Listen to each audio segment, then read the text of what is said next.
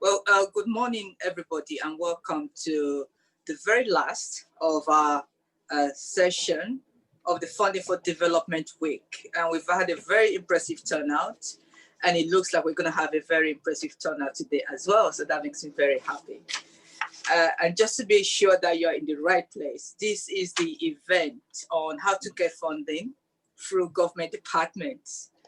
We're going to be finishing roughly around 12:30, so we have about an hour and a half for this session. Just before I move on, please, can you keep yourselves on mute? Put your speakers on mute. If you have any questions, please drop them in the chat box, in the Q&A box, and we'll be able to pick those up. We'll be taking questions after each speaker. We'll take about 5 minutes per speaker, and then we'll have 15 minutes after all the speakers for more questions. So once everybody's presented, we'll have more time for questions. So please, can I ask that you mute your speakers now, please?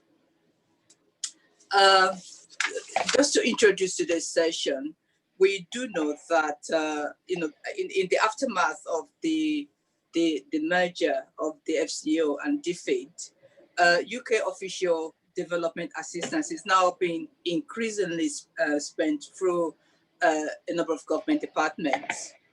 And this session will bring together those government departments so you can hear their priorities and how they've been impacted by COVID-19.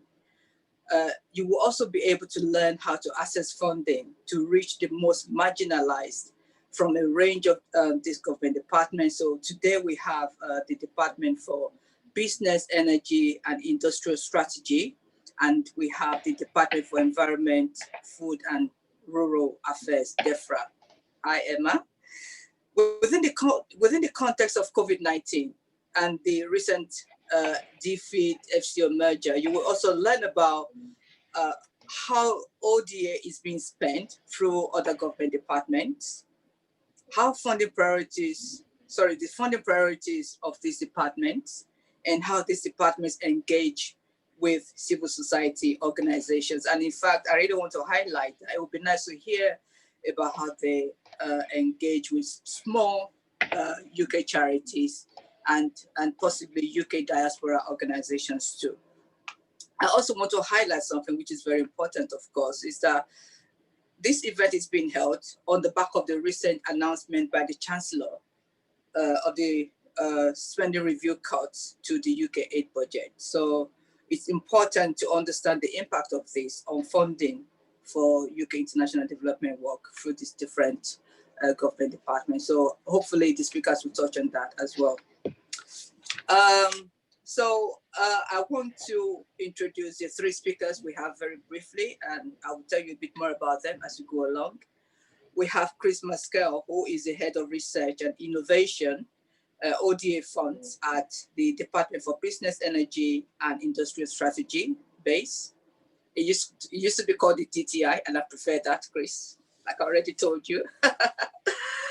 And we have Emma Donnelly, who is the Deputy Director at the Department for Environment, Food and Rural Affairs, DEFRA.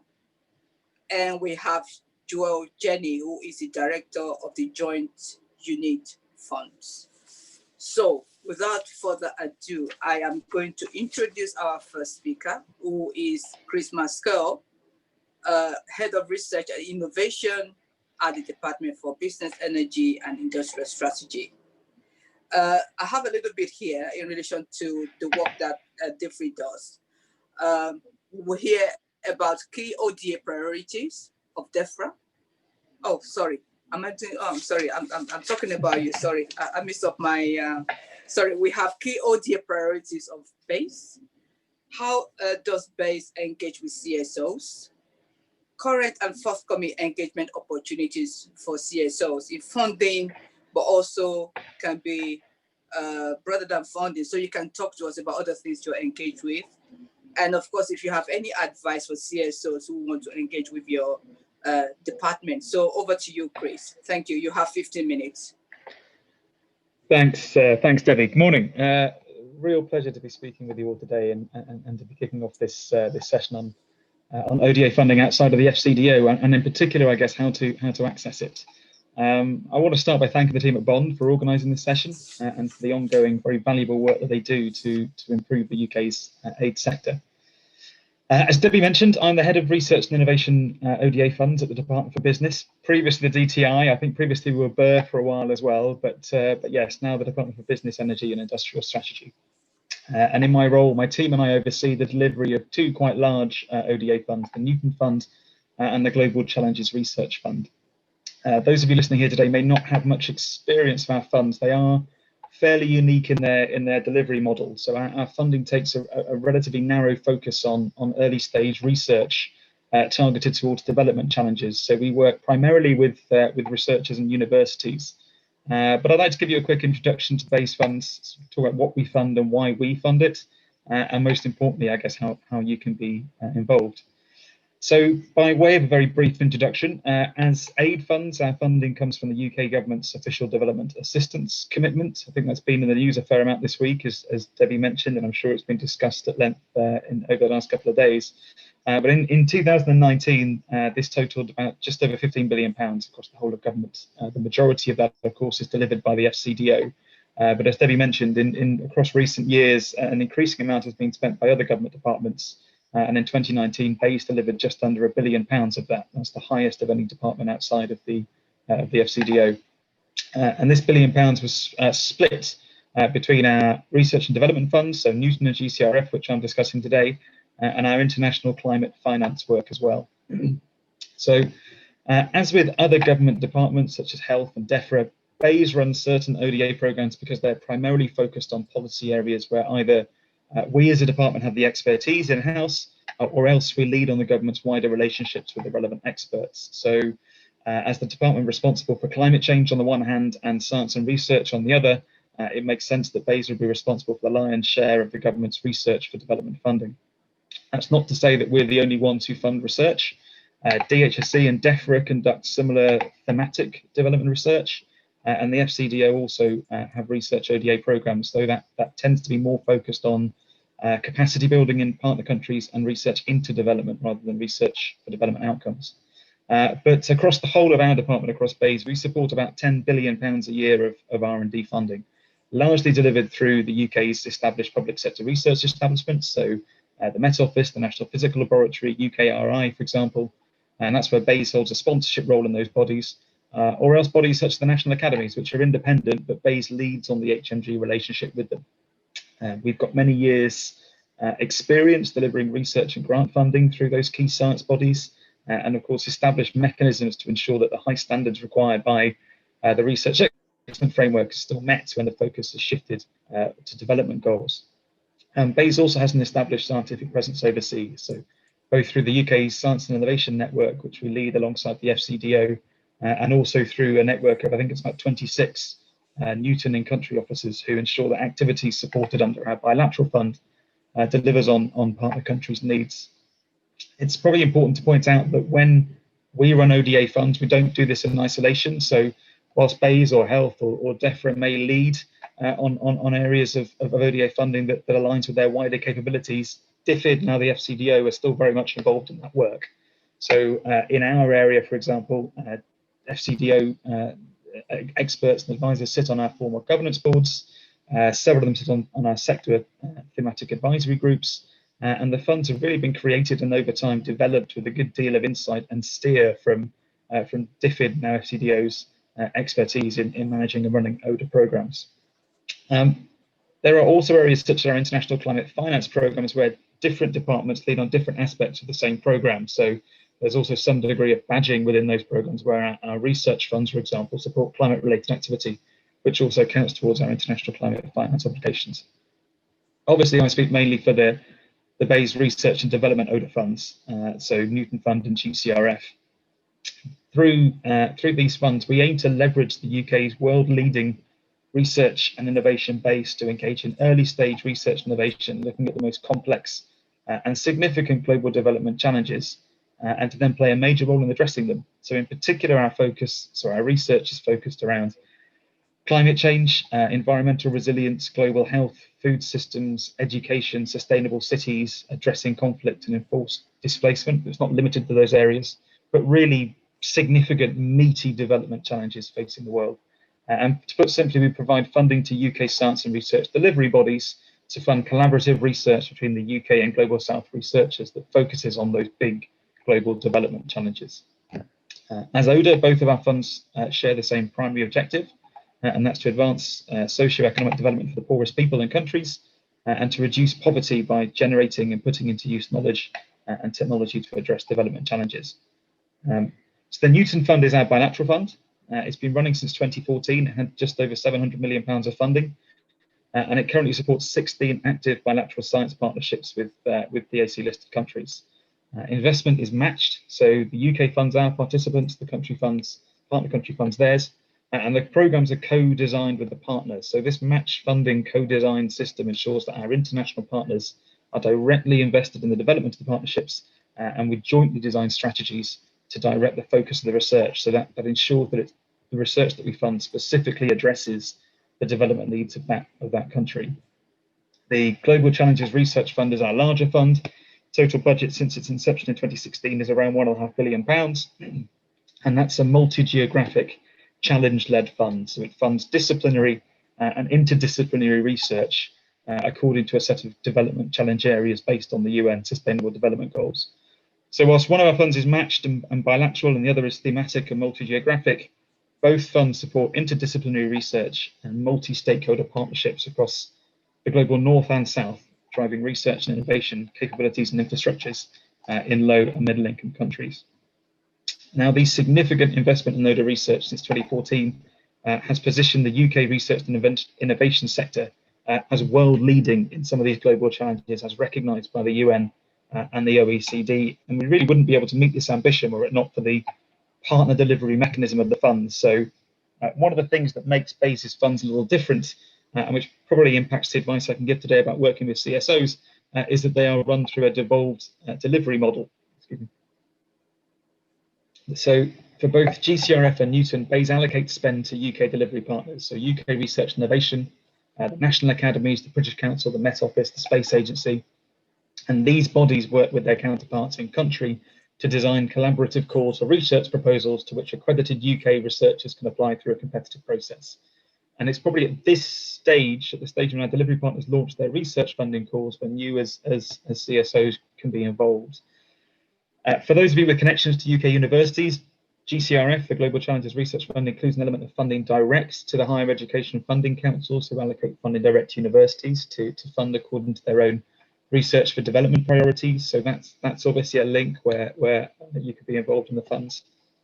But also, I think, as I say, keeping an eye out for delivery partners for when they're running competitive calls, when they're looking for collaborations, when they're putting those together, to be involved at that stage as well. So if you have relationships with the academies, with the research councils, with these bodies, then obviously sort of, speak to them, discuss when upcoming calls are being launched in your area, and also keep an eye, I suggest, on the Newton and GCRF website, which has details of all the open calls that have been run.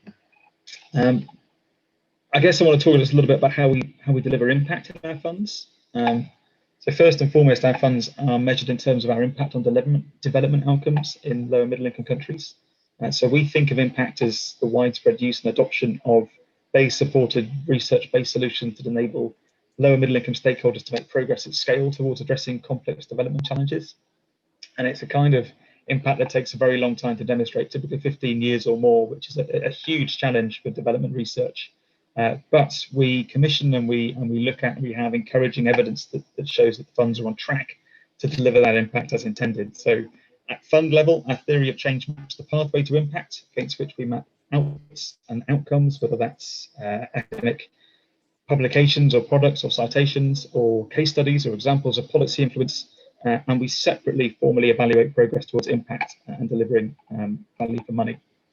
So at the start of this month, some of you may have seen, they may have joined, we hosted a Newton Prize event. It was the first virtual Newton Prize event, which celebrates some of the outstanding examples of impact case studies from across the funds. It focused this time on Africa and the Middle East, but picked a host of shortlisted and winning case studies, sponsored, funded projects which are being accelerated through the prize.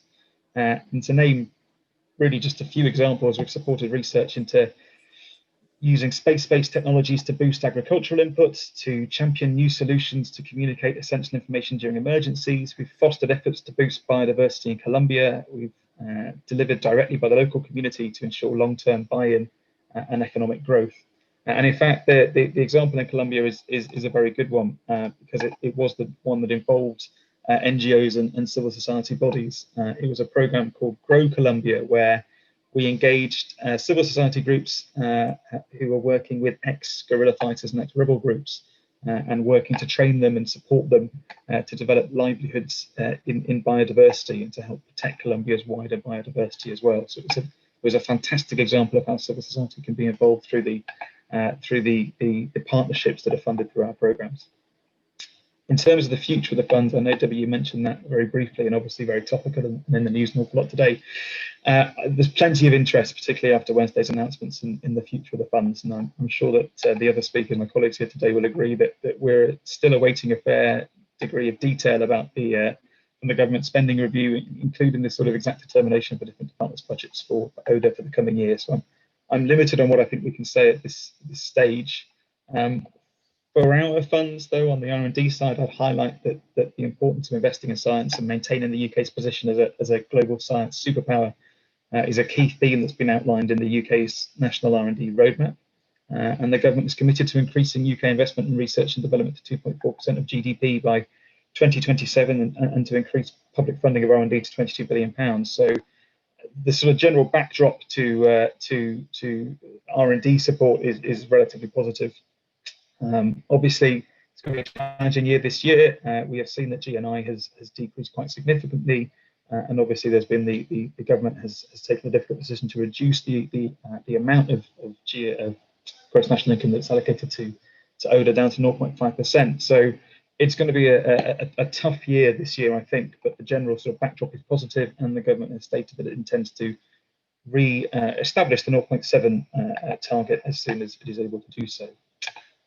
We will continue to make the case for ODA-funded research as we await the detail of the SSR outcome and the sort of longer case as well as we look towards a multi-year settlement, hopefully in a different economic outlook in future years. I'm sure there's going to be plenty of discussion about the future and the future direction of the funds throughout these sessions. We are always interested in hearing about where we can improve, especially from those who directly interact with the funds. So I know that the discussions here today and the questions were really valuable. For those of you considering applying to the funds, I encourage you to visit the new Newton Gcrf website. It's newton-gcrf.org, and there are full details about the funds and our delivery partners and details of our previous calls on there.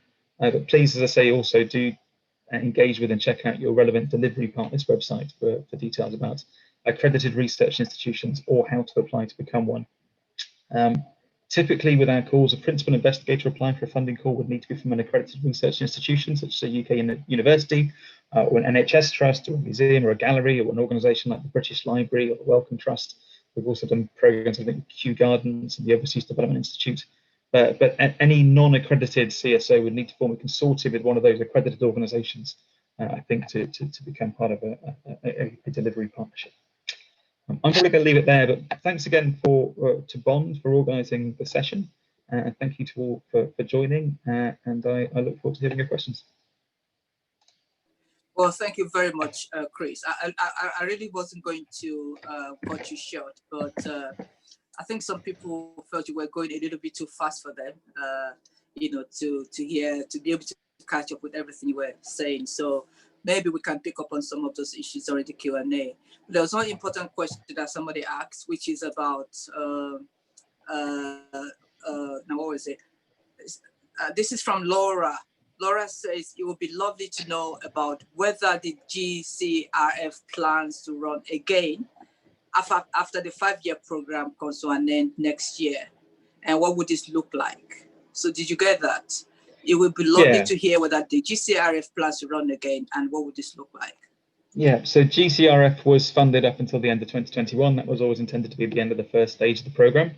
Yeah. And I think we will need over the next few months to engage with our stakeholders and our ministers and other government departments and our delivery partners, crucially, to work on what the next phase of those funds will be. We're expecting there will be a multi-year spending review process kicking off next year, looking at the future sort of 4 or 5 years. And I would hope that we are putting in another ambitious bid for the Global Challenges Research Fund. I think it's been incredibly successful in what it set out to achieve.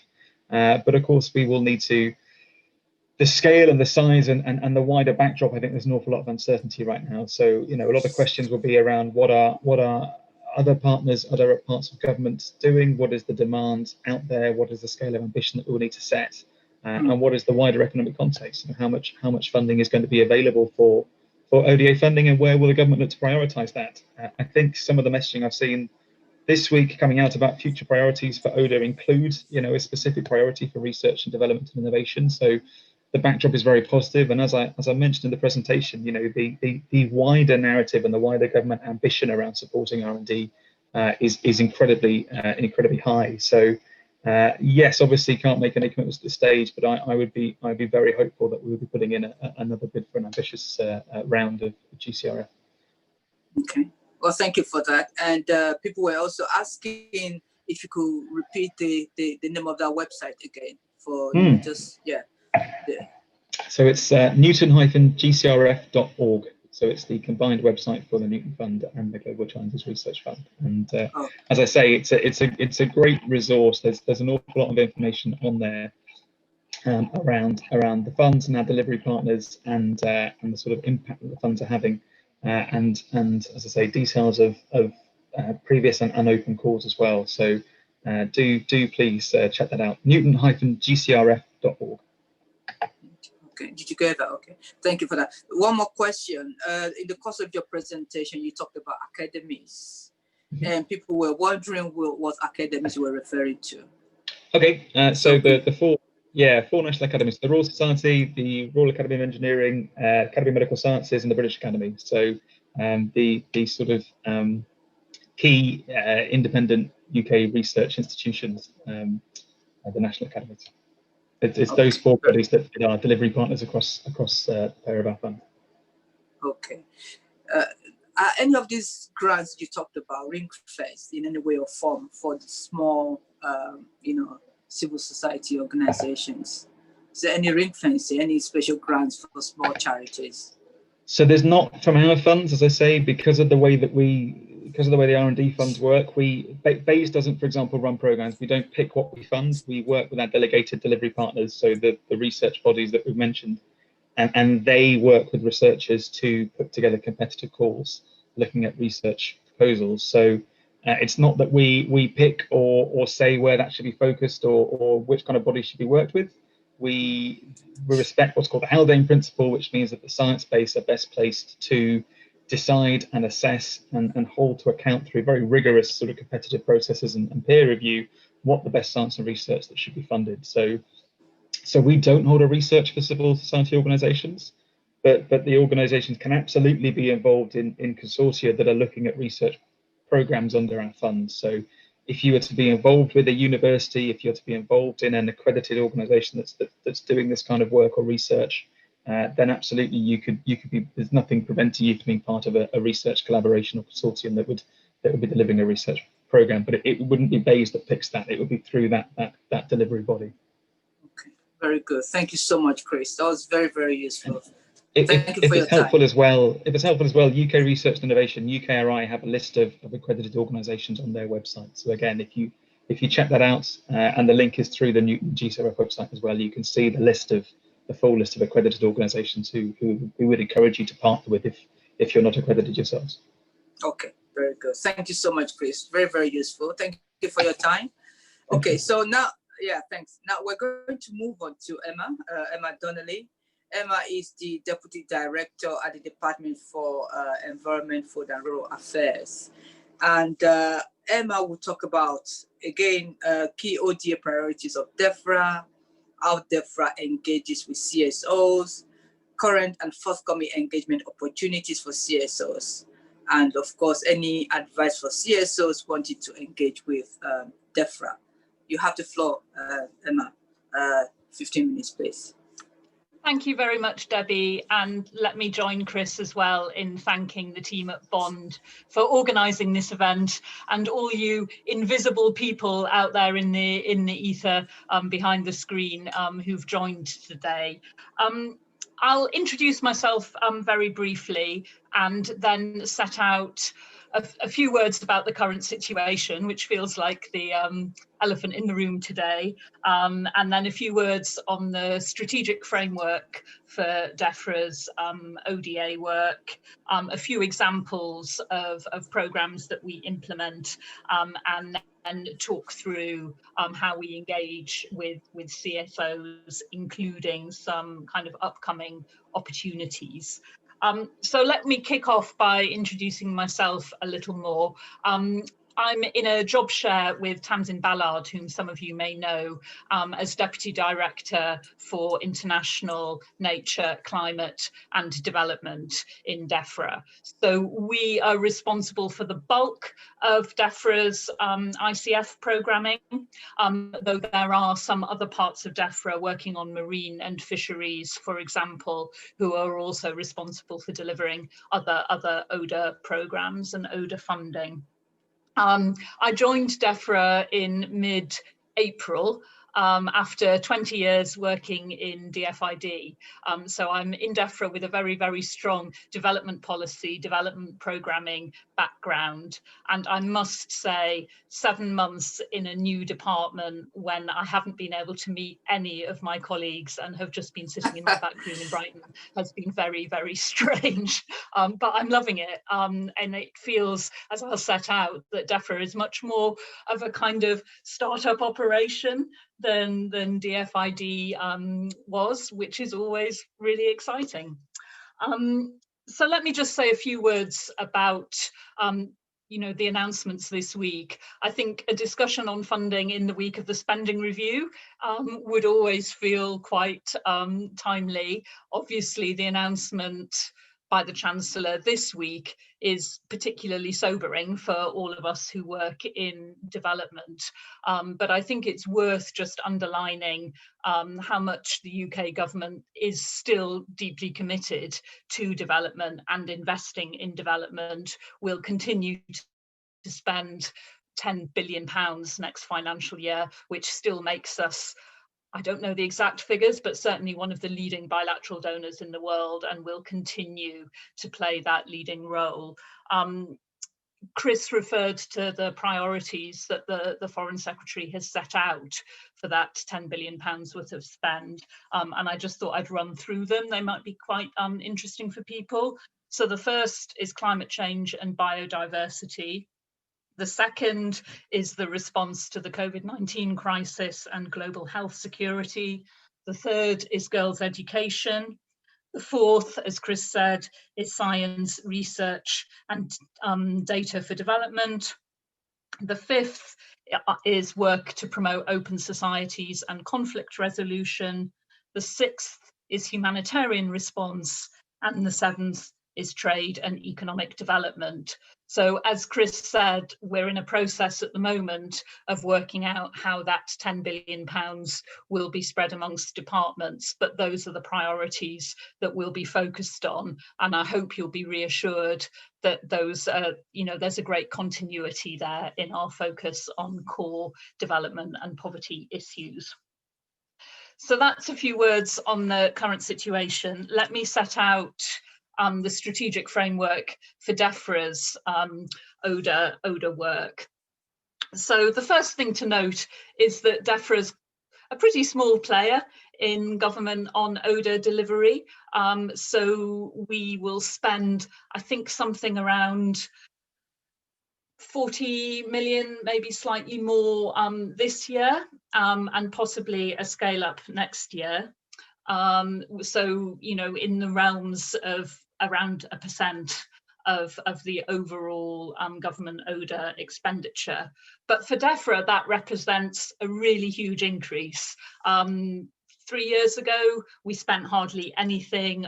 We focused very much on the Darwin Fund and the International Wildlife Trade Fund, which many of you may be familiar with.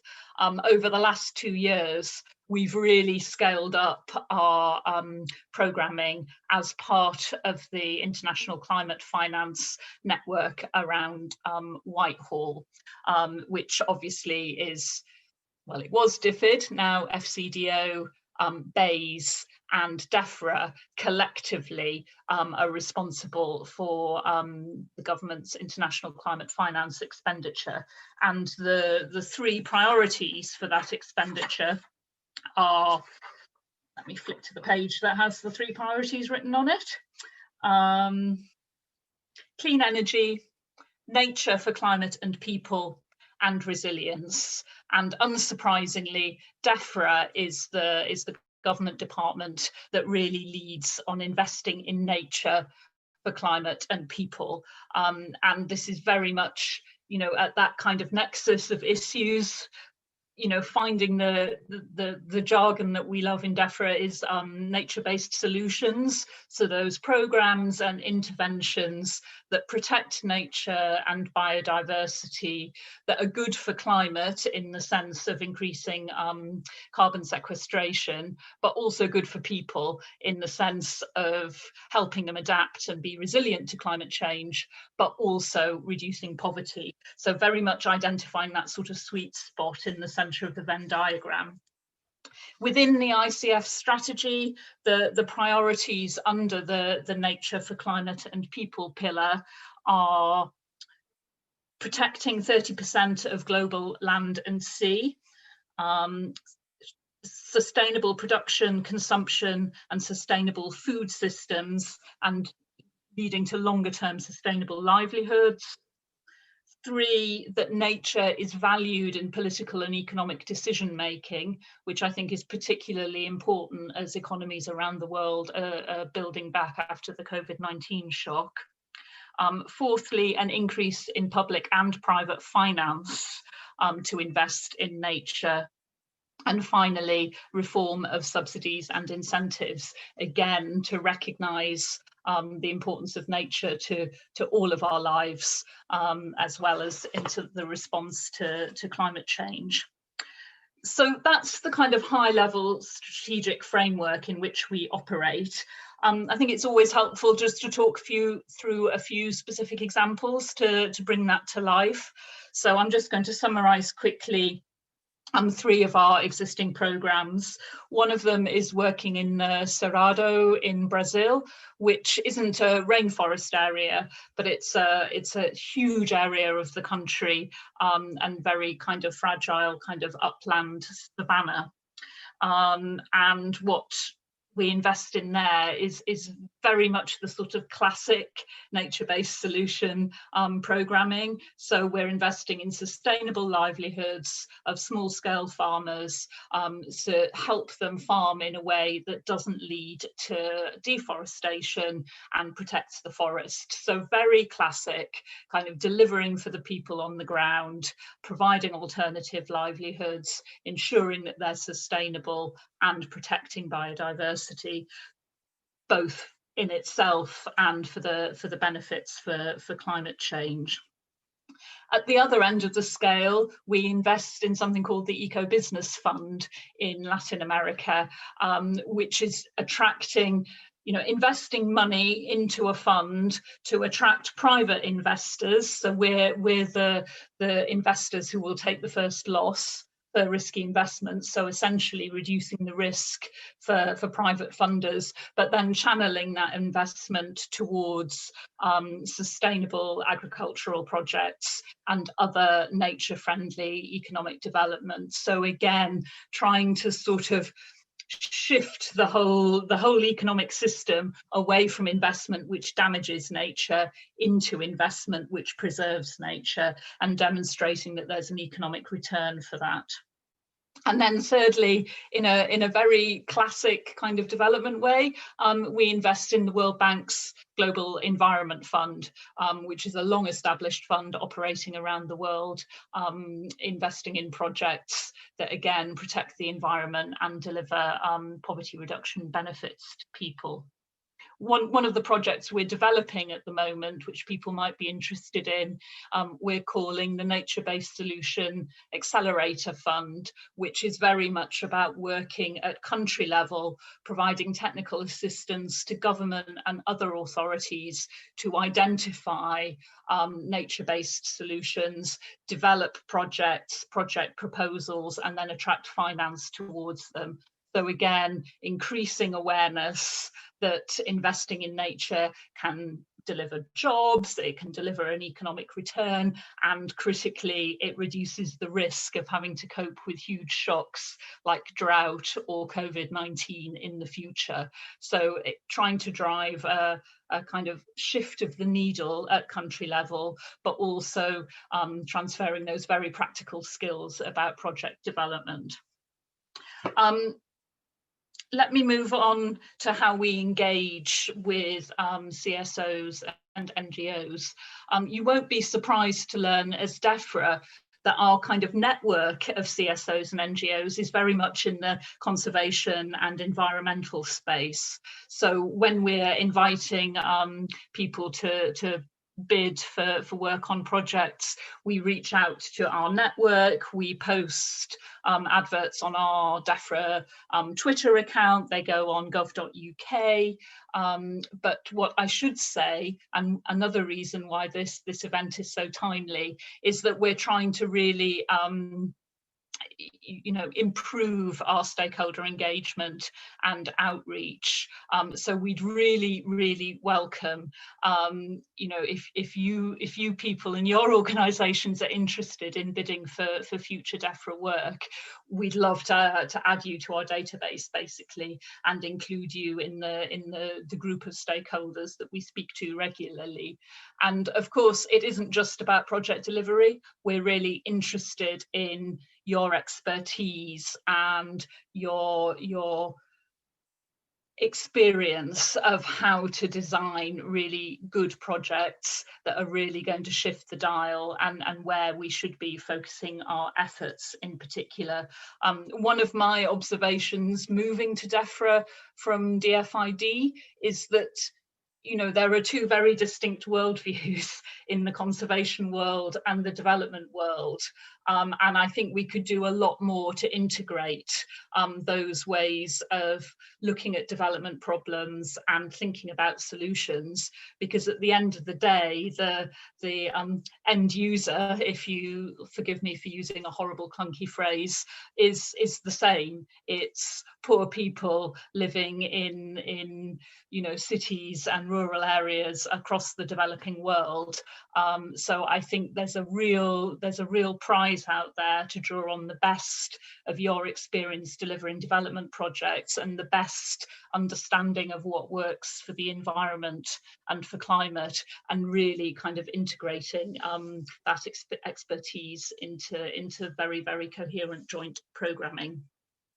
In terms of kind of practical things that we look for in bids, obviously, and you're very familiar with this, but it's not all organisations have all the skills that are required to deliver particular projects. So we're always interested in consortia, and picking up on the point I just made, I think consortia of development organisations with conservation and environment organisations would be a really powerful mix of expertise to deliver a lot of the nature-based solutions programmes that we focus on. Thinking again about the current context and the merger of DFID with the FCO and the priorities over the next year and beyond. And actually, maybe this is a good place to wrap up. It's really clear that this government places massive value on UK expertise and the fantastic community of NGOs and CSOs in this country. So I wouldn't be at all surprised if there's a renewed emphasis on you as delivery partners. And this is purely my personal opinion, but I'm sure it will chime with everything that you've heard from the Foreign Secretary and government and others. So I think, you know, you are very well placed to be, you know, delivery partners of choice across the ODA portfolio, including in DEFRA. And another thing that the government and the Foreign Secretary in particular really focuses on, and again, this will come as no surprise to you, is a really strong story on value for money and tangible results on the ground. So to wrap up, to be successful in bidding for DEFRA projects, work together, be creative in pulling together consortia, including with environmental and conservationist organisations, be very clear how you're going to deliver and what the results are going to be on the ground, and be really confident that, you know, we're really keen to work with you and to learn from you. Let me wrap up there, Debbie, and see if there are any initial questions. Okay, well, thank you so much for that, Emma, very comprehensive. So essentially you're talking about the International Climate Finance Program, which is the main vehicle, I guess, for funding, international development work at DEFRA. And you're very keen to have consortia, you know, people coming together with expertise and knowledge to apply for to bid for funding. I guess that's the summary that I can come up with now. And one or two questions in the box. The first question I saw before, somebody was asking if there is a website where they can go to for further information. And I know you mentioned gov.uk. Is there any other specific website that people can go to, you know, if they need further information about the grant programs? No, the answer is .gov.uk, but as I say, we are trying to improve our stakeholder engagement. So I've seen there's also some questions there about practically how people add themselves to our list of contacts, and I will follow up after this event and send to you guys in Bond the contact details that of the people you should get in touch with. I'm sorry I didn't bring them with me today. I should have done. Okay. And one or two other questions there. Does DEFRA fund small and medium UK charities who have decent expertise in food program and livelihood programs through partners on the ground? Do you fund small charities working with partners on the ground? Absolutely. And this fits very closely with our nature-based solutions and our kind of what in the development world we called a livelihoods approach. But as I say, you know, quite often, you know, again, it will be a familiar model to people. Either we'll be interested in funding consortia, or, you know, we will give funding to an overall fund manager who will then, you know, pass funding on through a delivery chain to other organisations. But I really do encourage you to make those links with conservation and environment CSOs as well, because I think, as I say, that combination is really powerful.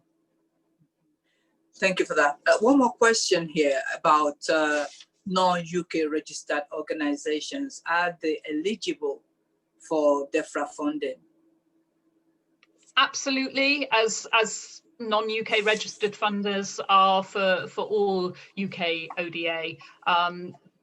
You know, obviously, when we're looking at bids for funding, we're looking at, you know, bids that have all of the skills and expertise that we need, and a track record, and that have the systems and processes in place to guarantee that they can, you know, deliver and report and safeguard our money.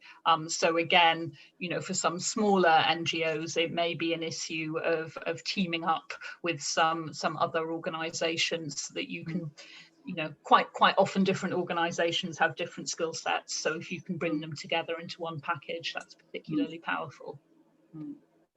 Okay, very good. I'm going to take one more last question, and this is from Beatrix. Sorry, I haven't been mentioning people's names, sorry. But Beatrix is asking if organizations or consortia can approach DEFRA with ideas to co-create, or, can NGOs participate in the design of DEFRA programs before they reach bid status?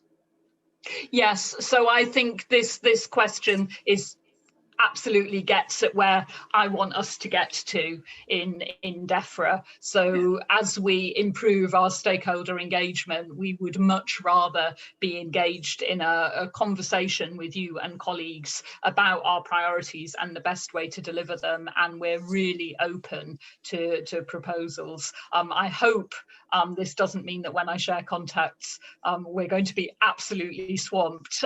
So if I could ask people just to hold off until we've got our systems properly in place with engaging with you all. But I think, I think government and CSOs and NGOs work together best when we have that kind of open engagement and discussion about kind of ideas and the best way to engage, rather than in a purely kind of funder delivery agent model. Excellent. Thank you so much, Emma. That was absolutely useful. And it's nice to meet you as well. And I hope you do get to meet your colleagues soon. Yes, me too. Thanks, okay, right. Debbie. Thank you. Thank you, Emma. See you. Thank you. Okay, we move on to the next speaker, who is Joel Jenny from the Cabinet Office Joint Unit Funds. Joel is going to talk about key ODA priorities of the Joint Funds Unit, or Joint Units Fund. I'm not really sure what that is, and how the Joint Funds engages with CSOs, any current or forthcoming engagement opportunities for CSOs, and any advice for CSOs wanting to engage with Joint Funds Unit. It's over to you, Joel, and you have 15 minutes, please. Thank you. And you're on mute. Yeah. That might be better. Can you hear me now? Yes. Yeah, thank you. Okay, excellent. And it's lovely to be with you today. I apologize, I had to join a few minutes late because I had a parallel event, so I'm juggling things this morning. And really thank you very much for inviting me, because we're keen to have those opportunities to engage with sort of all the bond partners. So this is brilliant. It's also very nice to see Emma again, whom I last saw somewhere in North Africa when we were jointly visiting programs. And now these days we never come across, of course, because we're mostly working from home. So it's a brilliant opportunity. I'll say a few words just about, what I do, the funds that I manage, and sort of where we're situated, what those funds are for, and then talk about the, our engagement with CSO. So, as you said, I had the Joint Funds Unit, which reports to the Cabinet Office, and which was set up with two sort of funding instruments, if you will. One is the Conflict, Security, Stability Fund, and the other one is the Prosperity Fund. And I'll say more about each of those funds. And if you will, really the idea for the funds is we're there to make sure that we can enable the whole of government to deliver in a coherent manner where it's most needed, in line with, the highest priorities.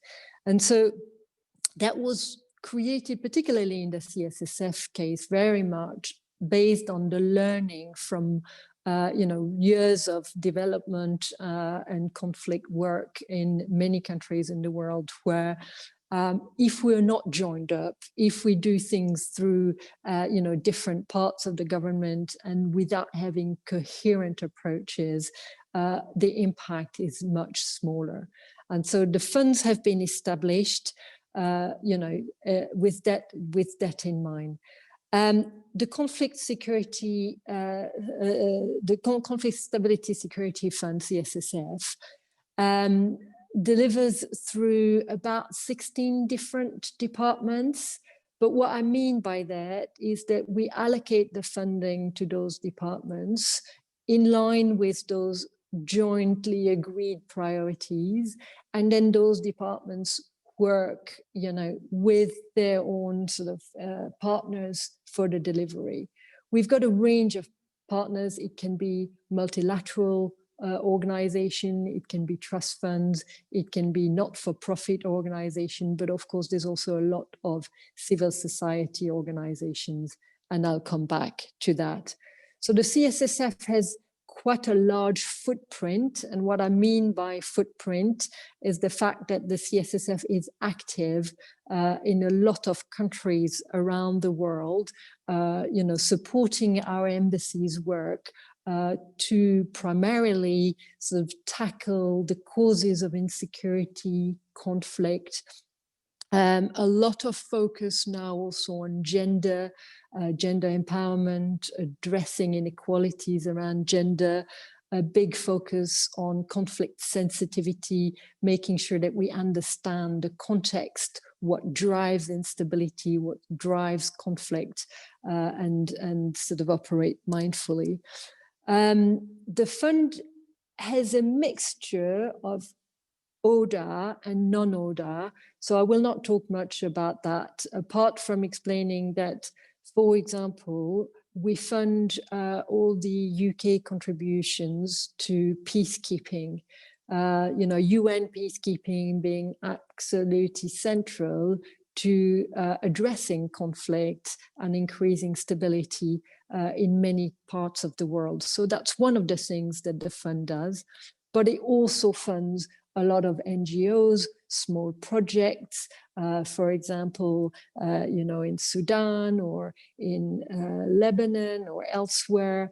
We're also funding NGOs to address gender violence, etc. We have countless examples because it's quite a sizable fund of that variety of programs, but they all fall, so if you will, under that overarching objective of addressing, conflict, instability, insecurity, based on what has been well recognized amongst others by the UN and the World Bank, that unless there is security, people cannot go about their lives and you cannot have economic development.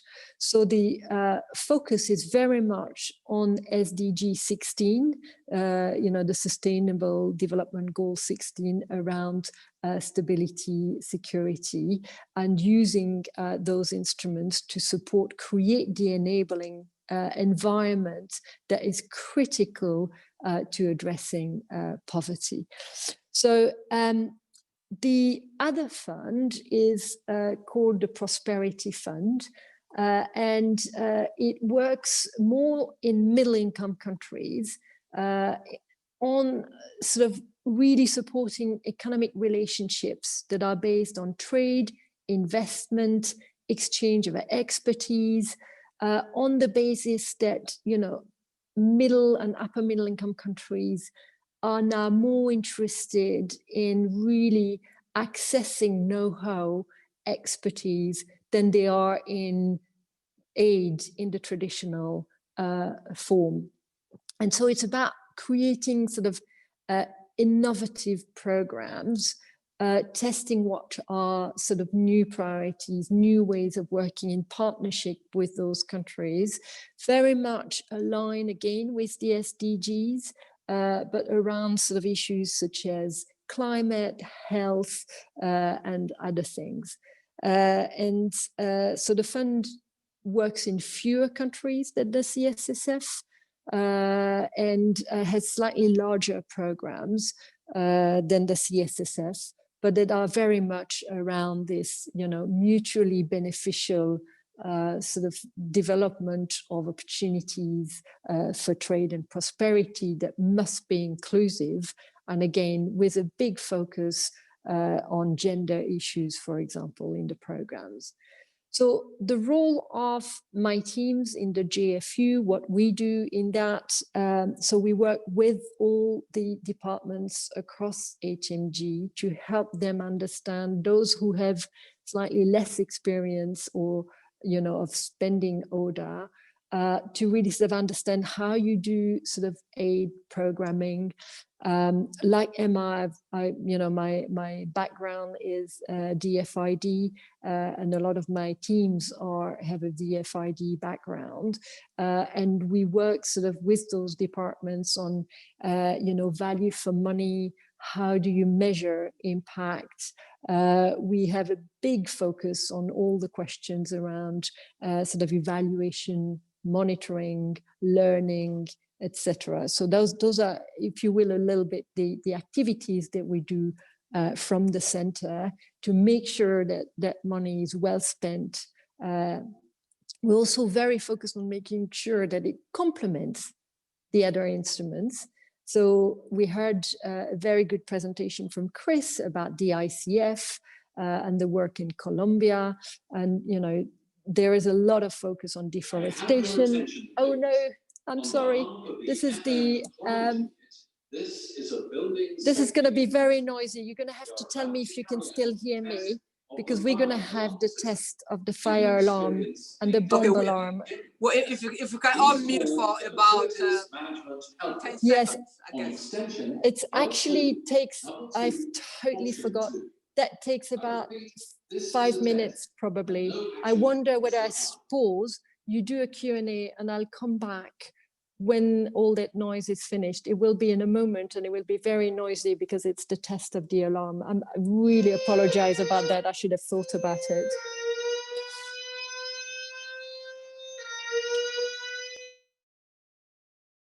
Well, I guess we have to do something else in the meantime. Let me go back to the Q&A box to see if we can find any interesting questions for Chris and Emma. Chris, there's a question here for you from Rachel. And Rachel says that, can you mention that there may be an increase in your ODA spend in future years? What is the likely focus of this going to be? And can you give any information? Did you get that, Chris? Are you there? Yes, yeah, I think so. I think the reference was perhaps an aspiration, recognising the fact that obviously very difficult decisions have been taken this year, and the fact that as a result of sort of the impact of COVID, GNI has gone down quite drastically this year, and we expect that to go into 21 as well. And obviously the government's, the Chancellor's decision this week that that the response needs to include a drop down to 0.5% of GNI dedicated to ODA. So I think it was more of a sort of a hope and aspiration that we will be in a slightly more improved economic situation, you know, in 2022, and sort of recognising that the Chancellor has said that he hopes to return to 0.7% again when the fiscal situation allows.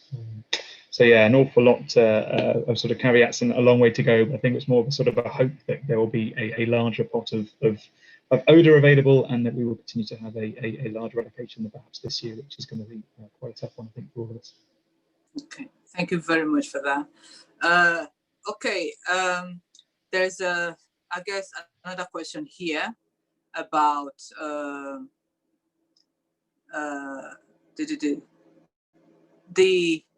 the impact of the hang on, let me read this properly. This is from Freya. Freya asks that now that the minister has announced that the FCDO will control 93.5% of all UK aid, what impact would this have on other government departments? So I guess this is a question for both you and Emma, if you can respond to that. Yeah, Emma, please.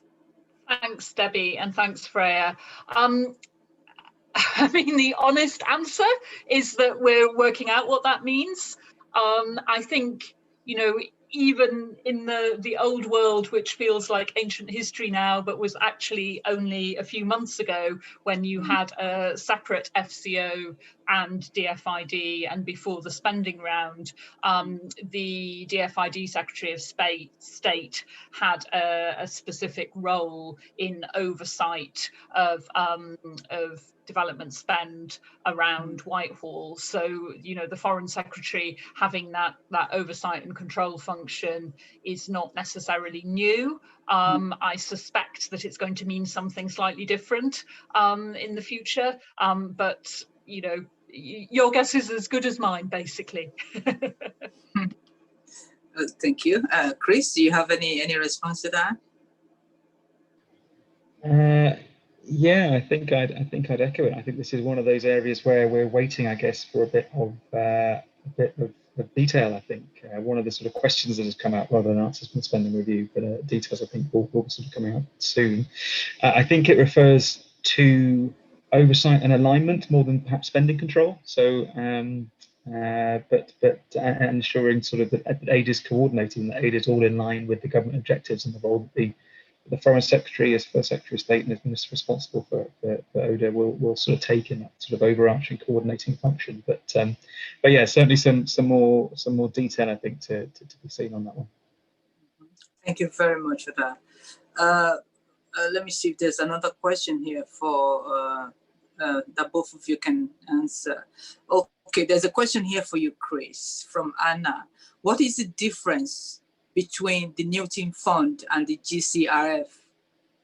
Is there any difference? Okay. Yeah. So the primary difference, I guess, is that the Newton Fund is a bilateral fund. So the Newton Fund works with 16 current bilateral partners, so 16 DAC list countries with whom we have a specific Newton relationship.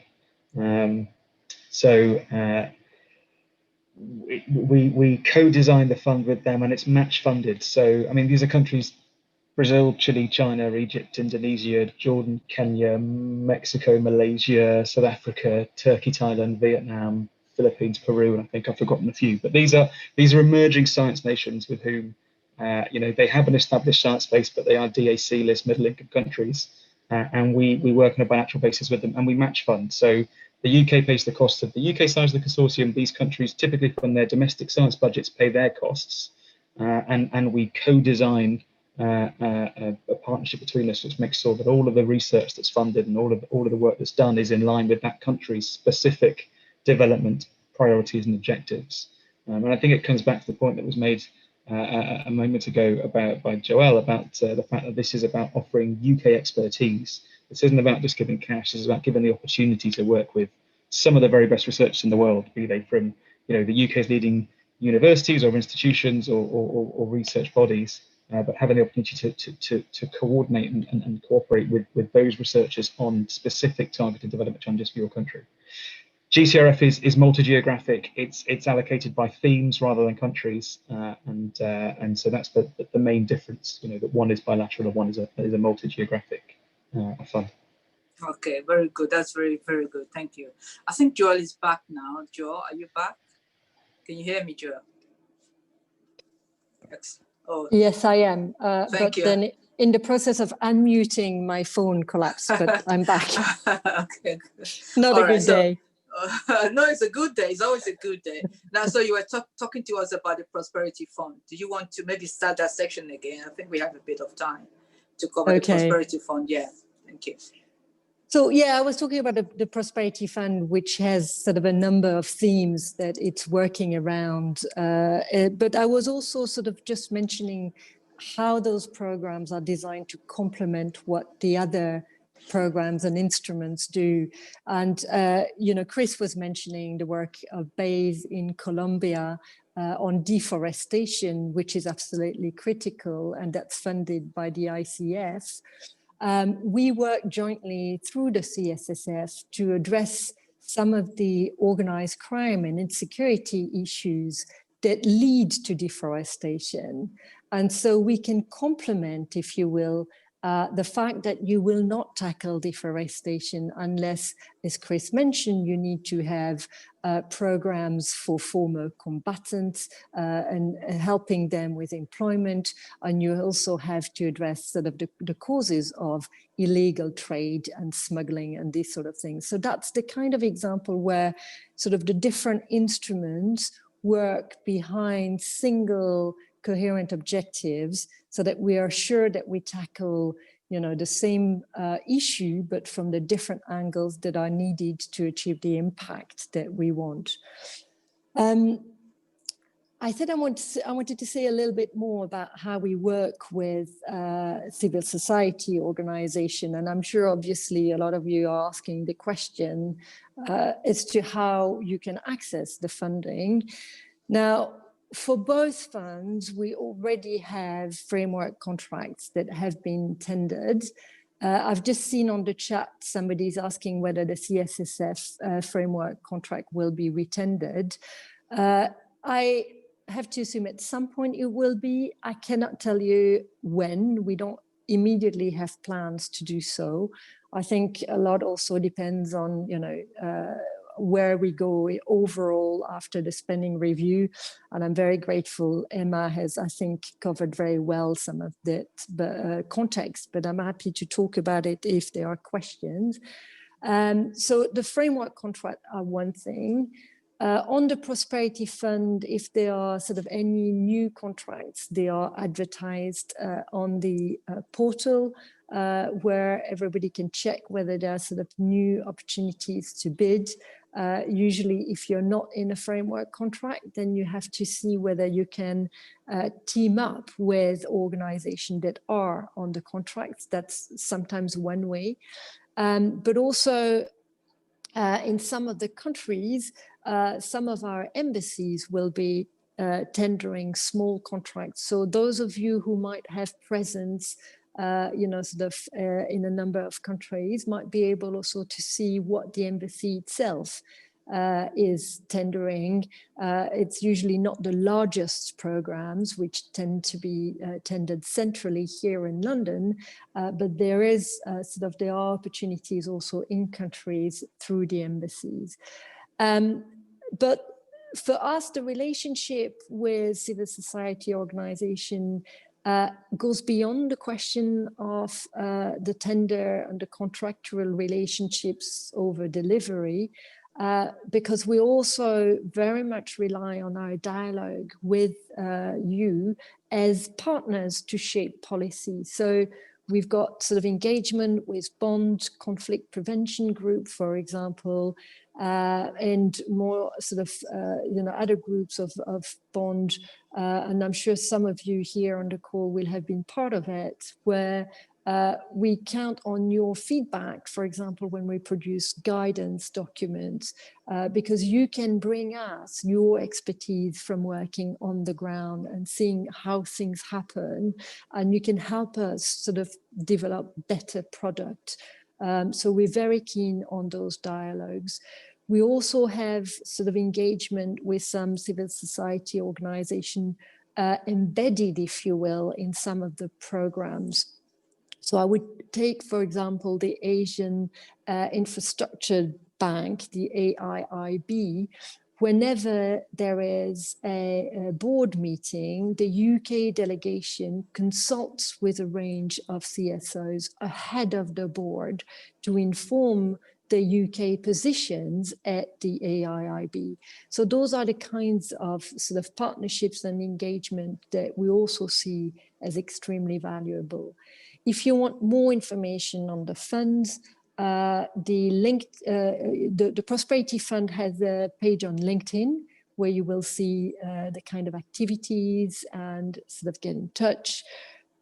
We have very recently published the Prosperity Fund annual report, where you will really have a lot of depth of information on the programs, what it does, you know, the areas of focus, and actually some really lovely story I find of, you know, the impact and results, which is always, you know, heartwarming. And we're going to publish, I think over the next month or so, the CSSF annual report. And there is a page on gov.uk on the CSSF. There's another one on the Prosperity Fund. So you can find sort of a lot more information on the funds through those channels. So those were the other point I had planned to make before the fire alarm. And of course, I'm very happy to take questions, and apologies again, I should have remembered that we always have that on Fridays in the office. So there we are. It's okay. Thank you very much. That was very, very useful information about the CSS fund, which is a program working mainly in developing countries, and the Prosperity Fund targeting middle income countries, and of course CSOs can engage in both funds, both programs. I want to see if people still have one or two other questions for you before we actually throw it open to all the speakers. So Joel, there's a question here from Marie Nazombe, and she's saying that you talked about gender-based violence and CSSF. Does that mean that CSSF is not only focused on avoiding large-scale conflict, but also violence, discrimination, and insecurity that individuals face, and therefore might also fund work to address these issues, especially those faced by people with disabilities? I don't know if you got that, Joel?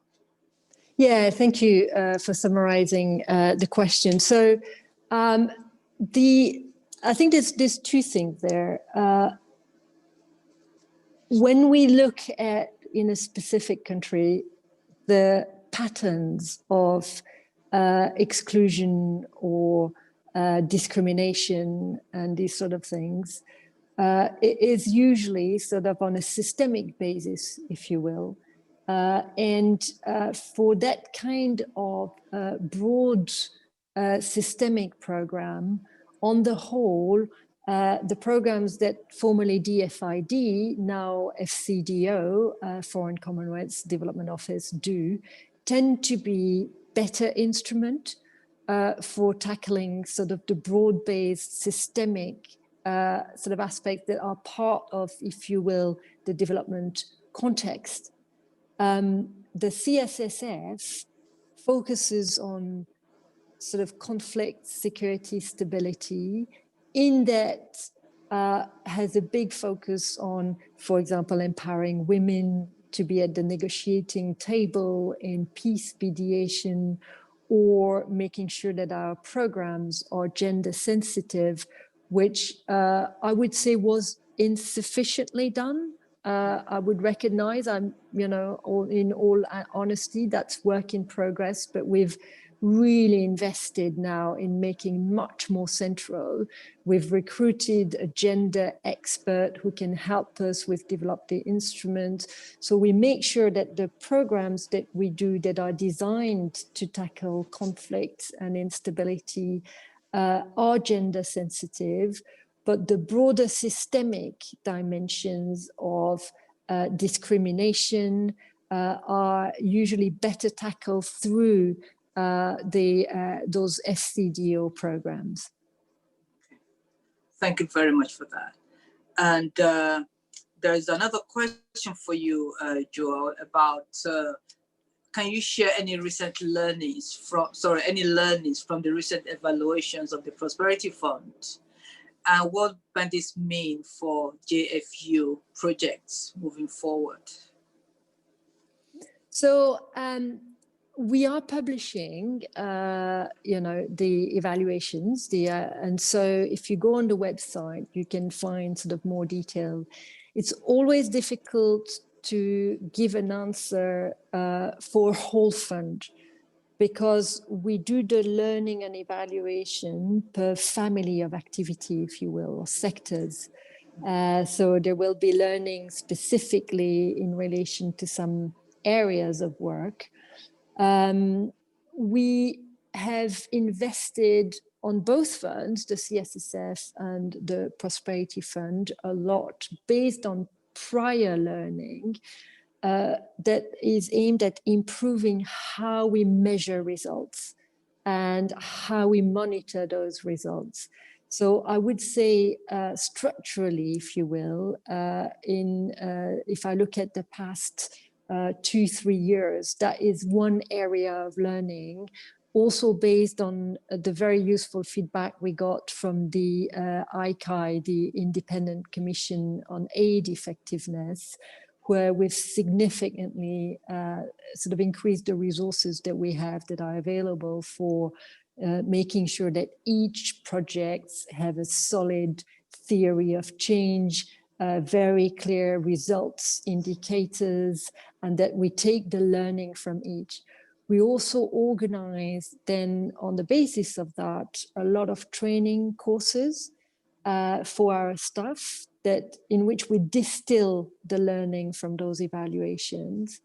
And we issue, as I mentioned earlier, we issue guidance products where we see that past programming wasn't sufficiently sort of addressing, and I've mentioned the example of gender inclusion as being one of those areas.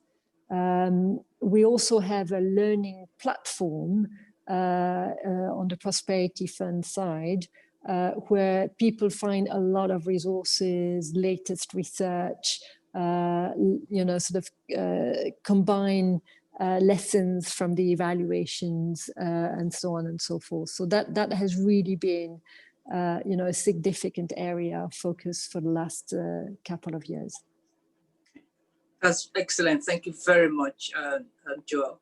A lot of the questions here are for you, Joel. I don't know if you have a nice cup of coffee there with you, just so that we can go through all these different questions, but a lot of the questions there are for you. But I really want to throw the questions open to all the speakers now. So if there are any other questions for Emma and Chris, please type them in the Q&A box so we can read them out. But let me find another question for you, Joel. This is a specific one about a country, Sudan. Oh, it's gone now. Where did it go? I was just going to read it out. Yes, will there be more opportunities for CSOs through embassy and CSSF opportunities, as recently seen with the Khartoum embassy for non-framework holders? I don't know if you got that. Should I read that out again? No, I heard it. And thank you, by the way, for reading the question. I can't access the chat, so I don't see the question. I could try, okay, but I think if I do that, my phone will collapse again if I stop pressing on the screen. So I rely on you for telling me what I need to include. So, at the moment in South Sudan, for example, the CSSF has partnered with a consortium of NGOs to deliver really sort of a big focus on a conflict-sensitive research and to inform the work not only that we do, but the form also that other donors are doing. And that has really sort of impacting how all the programs, not just ours, but those of others, are more conflict sensitive. Now, right now, if I think Sudan, of course, the main things that, the most urgent thing that comes to mind is the crisis in the neighborhood and the flow of refugees. There, I expect that they will be focused through humanitarian assistance. That would be more the FCDO providing that. And in terms of immediately knowing whether there are tenders or activities that the embassy is running, I have to confess I can't answer with that level of detail because I have programs in about 100 countries around the world. And unfortunately, I don't know what's happening in each of the embassies because I sort of look, across the board. So I'm sorry, I can't give you an answer specifically about whether there's a tender currently running at the embassy. Okay, thank you very much. There are two questions here about the Prosperity Fund and the CSSF. One is about any plans for merger of both funds. And the other question is about accessing information about CSF framework partners. So in terms of the funds and going forward, as Emma and Chris mentioned earlier, we're sort of still going through, looking at where the spending review takes us.